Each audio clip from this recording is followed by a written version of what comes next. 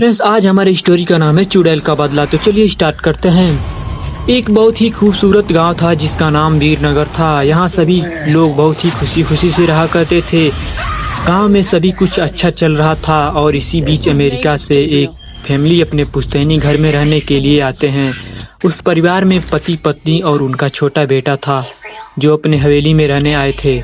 सभी को आते ही गांव वालों में खुशी की लहर दौड़ पड़ी, क्योंकि यह फैमिली कोई और नहीं बल्कि इसी गांव में रहने वाले एक पुराने जमींदार की थी और गांव वाले उनकी इज्जत करते थे। सब कुछ ठीक चल रहा था, लेकिन अचानक एक दिन इस परिवार के बच्चे की तबीयत अचानक बिगड़ने लगती है। सभी को लगता है कि मौसम पर का परिवर्तन हुआ, लेकिन बात कुछ और ही थी। धीरे धीरे लड़के का चेहरा नीला पड़ने लगा। आनन फानन में परिवार ने डॉक्टर को बुलाया और डॉक्टर को कुछ भी समझ में नहीं आया। उसने पास में ही एक बने हॉस्पिटल में स्वास्थ्य परीक्षण के लिए आमंत्रित किया ताकि बच्चे की बीमारी का पता लगाया जा सके। परिवार ने डॉक्टर की सलाह के अनुसार हॉस्पिटल में जाना जरूरी समझा। सारे परीक्षण होने के बाद भी कुछ हासिल नहीं हुआ।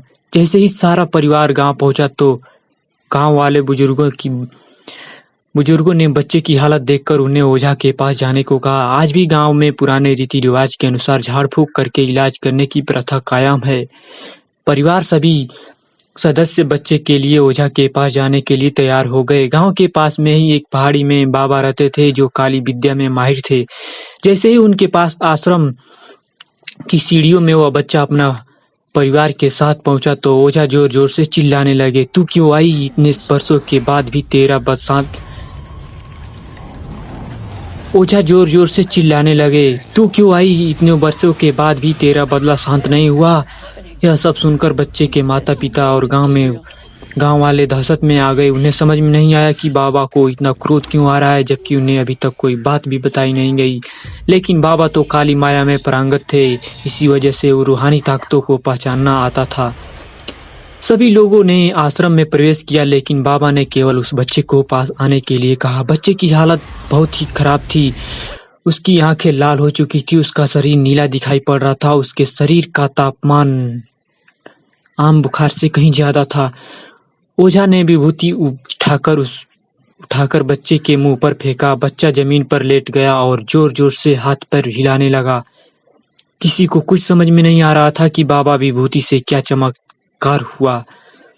बच्चा अपने आप जमीन पर लेटकर ऐसी हरकतें करने लगा। तभी अचानक बच्चा अपने पैर की उंगलियों के बल खड़ा हो जाता है और बहुत ही खूंखार औरत की आवाज में ओझा को उसके पुराने नाम से बुलाया, अरे वो प्रेमनाथ, मैं तुझे नष्ट कर दूंगी। लड़के का ऐसा स्वर सुनकर उसके माँ बाप घबरा गए। उसके लड़के को इस अवस्था में देखकर उन्हें कुछ समझ में नहीं आ रहा था कि ऐसा क्यों हो रहा है। तभी ओझा एक मंत्र पढ़कर बच्चे को अपने काबू में किया। सारे गांव वाले ओझा से पूछने लगे, बाबा ये क्या है?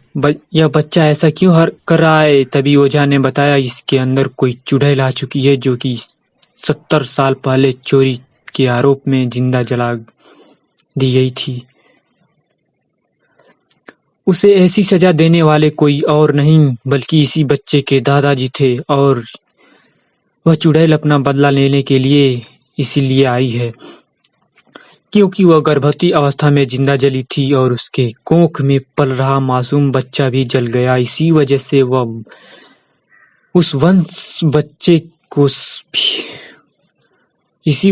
उस वंश बच्चे को भी दर्दनाक मौत देना चाहती है ताकि उसका बदला पूरा हो सके। यह सारी कहानी जानने के बाद उसके परिवार वाले ओझा के सामने गिड़गिड़ाने लगे और बच्चे की जान की भीख मांगने लगे।